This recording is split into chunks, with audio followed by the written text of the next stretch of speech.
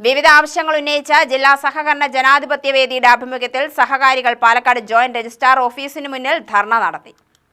കേരള സർക്കാരിന്റെ സഹകരണ നയം സഹകരണ മേഖലയെ തകർക്കുകയാണെന്നും കാർഷിക മേഖലയ്ക്ക് ലഭിച്ചിരുന്ന ആനുകൂല്യങ്ങൾ ഇല്ലാതാക്കുകയാണെന്നും ആരോപിച്ചാണ് ധർണാ സമരം നടത്തിയത്. DCC പ്രസിഡന്റ് തങ്കപ്പൻ ഉദ്ഘാടനം ചെയ്തു. ഇന്ന് പറയുന്നത് കേരളത്തെ ഏറ്റവും കൂടുതൽ ലോൺ കൊടുത്തു എന്ന് പറയുന്ന ബാങ്ക് കേരള ബാങ്കാണെന്ന് പറയുന്നത്. ആർക്കാണ് ലോൺ കൊടുത്തത്? ജനങ്ങൾ തെറ്റിദ്ധരിപ്പിക്കരുത്. കേരള ബാങ്ക് അതിൽ നിക്ഷേപിക്കുന്ന പ്രൈമറി കോപ്പറേറ്റീവ് ബാങ്കുകൾക്ക് തിരിച്ചു കൊടുത്തു എന്നാണ്. ഒരു വ്യക്തിക്കും കേരള ബാങ്ക് ഇത്ര ലോൺ കൊടുത്തിട്ടില്ല. പഴയ ജില്ലാ കോപ്പറേറ്റീവ് ബാങ്ക് ആണെങ്കിൽ ആ കൊടുക്കുന്നതിന്റെ ലോണിന്റെ പകുതി വ്യക്തിഗത ലോൺ കേരള ബാങ്കിൽ നിന്ന് പോകുന്നില്ല.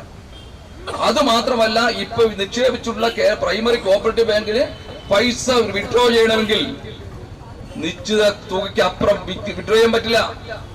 അപ്പൊ കേരള ഗവൺമെന്റ് തുടക്കം തന്നെ പാടിപ്പോയത് ഈ കേരള ബാങ്ക് ഉണ്ടാക്കിയതോടുകൂടി എവിടെ ഭാഗിച്ചു? ഇഷ്ടം പോലെ ജില്ലാ കോപ്പറേറ്റീവ് ബാങ്കിലൂടെ ലോണുകളും അതുപോലെ തന്നെ പ്രൈമറി കോപ്പറേറ്റീവ് ബാങ്കിലെ ഡീലിംഗിലും നടത്തുന്നതിൽ തന്നെ പാളിച്ചു വന്നു. അതുകൊണ്ട് തന്നെയാണ് ഇവിടെ നെൽകർഷകർ പാലക്കാട് പോലുള്ള ജില്ലകളിൽ നെൽകർഷകര് അന്ന് നെല്ല് കൊടുത്തപ്പോ ഡിസ്ട്രിക്ട് കോപ്പറേറ്റീവ് ബാങ്ക് ആണെങ്കിൽ അത് മുഴുവൻ പാലക്കാട് ജില്ലയ്ക്ക് കൊടുക്കാനുള്ള പൈസ കേരള ബാങ്കിലുണ്ട്, ജില്ലാ ബാങ്കിലുണ്ടായിരുന്നു. പക്ഷേ കേരള ബാങ്ക് അതായതോടുകൂടി ഇവർക്ക് എടുക്കാൻ പറ്റാതായി. അപ്പൊ ഇവർ ഉദ്ദേശിക്കുന്ന പാളിപ്പോയി.